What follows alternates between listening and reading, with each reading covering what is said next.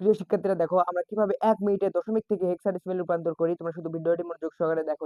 আমরা দশমিক থেকে যে কোনো সংখ্যা পদ্ধতিতে নিয়ে যাই না কেন সেই সংখ্যা পদ্ধতির বেস দ্বারা পূর্ণ সংখ্যার ক্ষেত্রে ভাগ করতে হবে এবং ভগ্নাংশ সংখ্যার ক্ষেত্রে গুণ করতে হবে। যেহেতু এটা হচ্ছে পূর্ণ সংখ্যা, তা আমাদের ১৬ দ্বারা আমাদের ভাগ করতে হবে। তাহলে যদি আমরা ভাগ করি, দেখো ৫৬ কে যদি আমরা ১৬ দ্বারা ভাগ করি, তাহলে এখানে কয়বার যায়? ৩ ১৬ হচ্ছে ৪৮ বার। আমরা ৩ বার যায় হচ্ছে ৩ বার ৩ ১৬ ৪৮, আর ভাগশেষ থাকে কত দেখো?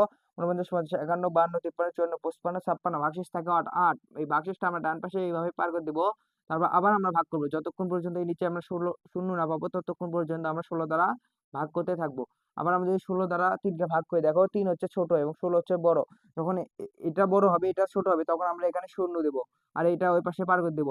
আমরা এটা এই পাশে পার করে দিলাম। এখন আমরা উত্তর পেয়ে গেলাম। দেখো এই ডান পাশে এগুলো নিচ থেকে উপরের দিকে, এটাই হচ্ছে উত্তর। এটা হচ্ছে এমএসবি, এটা হচ্ছে এলএসবি। এখন দেখো এটা যদি আমরা সাজিয়ে লিখি, প্রথমে আছে হচ্ছে 3, তারপর আছে হচ্ছে 8। এটাই হচ্ছে হেক্সাডেসিমেলে উত্তর।